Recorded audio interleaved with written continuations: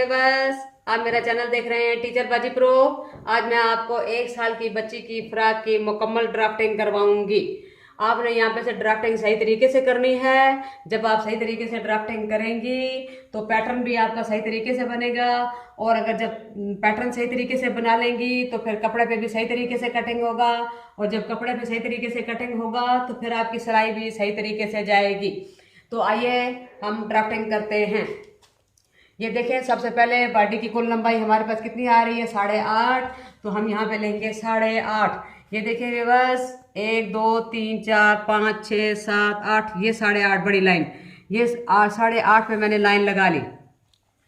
उसके बाद देखिए हमारी चौड़ाई कितनी आ रही है, 6.5। ये फ्रंट करवा रही हूँ मैं आपको, फ्रंट 6.5। तो हम यहाँ पे 6.5 पे निशान लगाएंगे। ये 6.5 पे मैंने निशान लगाया, ये देखें। और इसी तरह हम नीचे से भी 6.5 पे निशान लगाएंगे। ये 6.5 पे हमने लाइन लगा ली। लगाने के बाद हमने ये पॉइंट इस पॉइंट से ज्वाइंट करेंगे तो ये हमारे पास ड्राफ्टिंग मुकम्मल हो जाएगी, यानी कि डब्बा बन जाएगा। ड्राफ्टिंग करने के लिए हमारे पास डब्बा बन जाएगा। ड्राफ्टिंग करने के लिए आपको डब्बा बनाना बहुत ज़रूरी है। उसके बाद हमारे पास क्या आ रहा है, क्रॉस बेक 4.5। तो यहाँ पे हम 4.5 पे निशान लगाएंगे। ये क्रॉस बेक हमारा 4.5। उसके बाद हमारा कंधा आ रहा है 5 इंच। ये देखें व्यूअर्स, 5 इंच पे मैं निशान लगाऊंगी। ये निशान लगाने के बाद मैं इस निशान को इस निशान से मिला दूंगी। ये हमारा कंधा आ गया 5 इंच। उसके बाद हमारी चेस्ट आ रही है 6 इंच। ये देखें व्यूअर्स, हम 6 इंच पे निशान लगाएंगे। पहले ये 6 पे निशान लगाने के बाद जो कंधे की लाइन है उसको मैं चेस्ट से ज्वाइन कर दूंगी। ये मैंने ज्वाइन कर दिया। उसके बाद हमारी कमर आ रही है 5.5। ये देखिए व्यूअर्स, यहाँ पे हमने 5.5 पे निशान लगाना है 5, और ये आधा ये निशान लगा के छोड़ देना है। इस निशान को, चेस्ट के निशान को आपने कमर के निशान से मिला देना है, ज्वाइंट कर देना है। ये देखिए व्यूअर्स, हमने मिला दिया। उसके बाद मैंने कंधे की गोलाई करनी है। ये कंधे की गोलाई आधे इंच पे करेंगी। ये कंधे की गोलाई आधे इंच पर, कंधे की गोलाई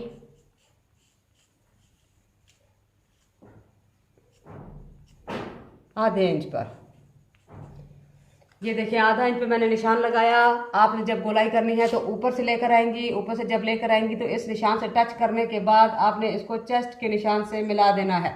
ये देखिए मैंने मिला दिया। इसके पॉइंट से मैं घुमा के लेकर आई हूँ और इसके साथ मैंने इसको मिला दिया।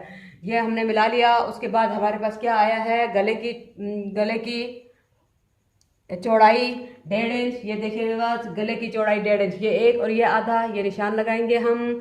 अब देखें कि गले की गहराई कितनी आ रही है, 2.5 इंच। तो ये हमने 2.5 इंच यहाँ पे गले की गहराई लेनी है। ये देखें 2.5 इंच। ये 1 2 और ये आधा, यहाँ पे हम निशान लगाएंगे। ये देखिए इस निशान को आपने गोलाई में मिला देना है गले की। ये हमारे गला गोल हो गया। उसके बाद मैंने आपको अभी बताई थी कि कंधे की कटिंग आधा इंच, कंधे की कटिंग आधा इंच। यहाँ पे से हम निशान लगाएंगे। कंधे की कटिंग आधा इंच। ये देखें आधा इंच पे हमने निशान लगाने के बाद गले की जो गला हमने गोल किया है उस वहाँ से लेके इस निशान तक हमने मिला देना है। ये हमारे पास ड्राफ्टिंग हो जाएगी। उसके बाद आपने क्या करना है कि इसको आपने यहाँ से यहाँ इसको नापना है। नापने के बाद देखेंगे कि हमारे पास कितना आता है। हम बाहर से नापेंगे ताकि आपको पता चले। ये देखिए कितना आ रहा है, 5 आ रहा है। 5 का आधा क्या होता है, 2.5 पे हमने निशान लगाना है। 2.5 पे निशान लगाने के बाद आपने यहाँ से नमक पारा गिराने के लिए, चेस्ट फिटिंग पॉइंट नमक पारा गिराने के लिए आपने क्या करना है कि आधे इंच पे निशान लगा देना है। आधे इंच पे निशान लगाने के बाद आपने इस पॉइंट को इस पॉइंट से टच करने के बाद कंधे की लाइन से चेस्ट की लाइन से मिला देना है।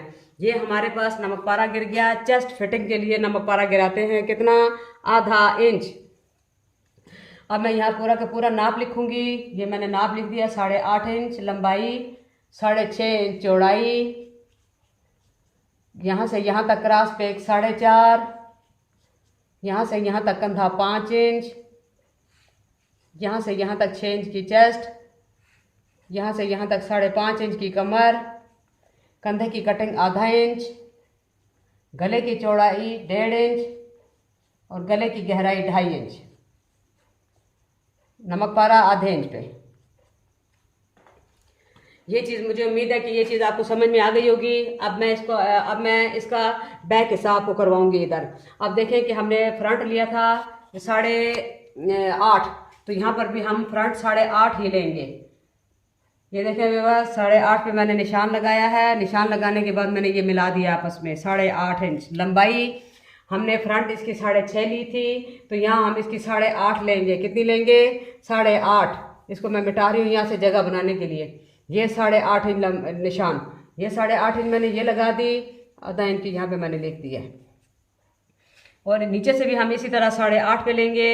ये भी मैंने 8.5 पे ले लिया आपके सामने। अब इस निशान को इस निशान से मिला देंगे। ये हमने देखा मिला दिया। उसके बाद हमने क्या निकालनी है? काज पर। सबसे पहले हम काज पट्टी निकालेंगे। काज पट्टी निकालने के बाद हम देखेंगे कि हमारे पास कितना बच रहा है। ये 2 इंच पे निशान लगाया काज पट्टी के लिए, ये भी 2 इंच पे निशान लगाया। इस निशान को आप इस निशान से मिला देंगी तो ये हमारा काज पट्टी निकल गई है। बाकी ये जो चीज़ आ गई है वो इसके बराबर में आ गई है। काज पट्टी निकालने के बाद अब इसकी जो चौड़ाई है 6.5, इसके बराबर में 6.5 आ गई है। हमने अब जितनी भी चीज़ें लेनी है इस लाइन से लेनी है। इस लाइन से कोई चीज़ नहीं लेनी, सिर्फ हमने इस लाइन से गला लेना है। बाकी तमाम चीज़ें हमने इस लाइन से लेनी है। अब क्रॉस बेक लेंगे तो यहीं से 4.5 इंच, जैसे हमने इसका लिया था इसी तरह हमने कंधा इसका 5 इंच लिया था, तो हम इसका भी 5 इंच ही लेंगे।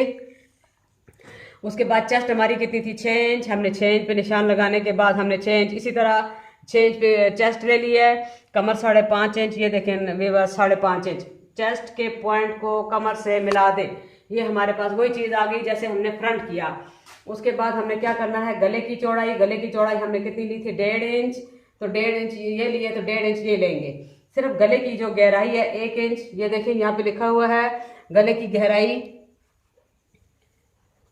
गले की गहराई फ्रंट 2.5 इंच, बैक 1 इंच। ये देखिए मैंने 1 इंच पे लगा दिया निशान। अब 1 इंच पे निशान लगाने के बाद आपने इसकी गोलाई से मिला देनी है।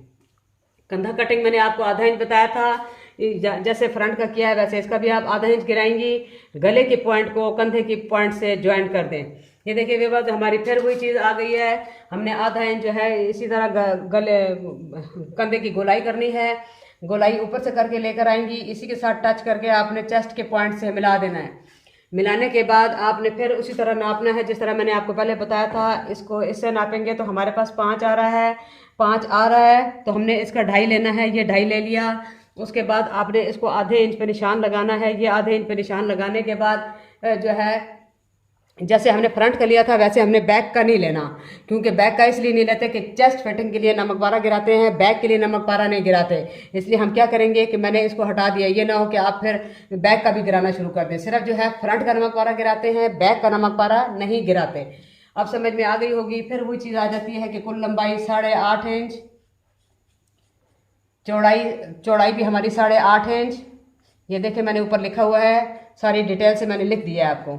यहाँ से यहाँ तक 4.5 इंच क्रॉस बेक। ये काज पट्टी आ गई 2 इंच। गले की चौड़ाई यहाँ से यहाँ तक 1.5 इंच। कंधा 5 इंच। ये देखिए चेस्ट 6 इंच। कमर 5.5 इंच। कंधे की कटिंग आधा इंच। कंधे की कटिंग आधा इंच। काज पट्टी की भी समझ आ गई। हर चीज़ की आपको समझ में आ गई होगी क्योंकि मैंने बहुत ज़्यादा डिटेल में जाके बताया है। ये फिर बता रही हूँ कि चेस्ट का नमक पारा आगे के फ्रंट में गिराते हैं, बैक में नहीं गिराते।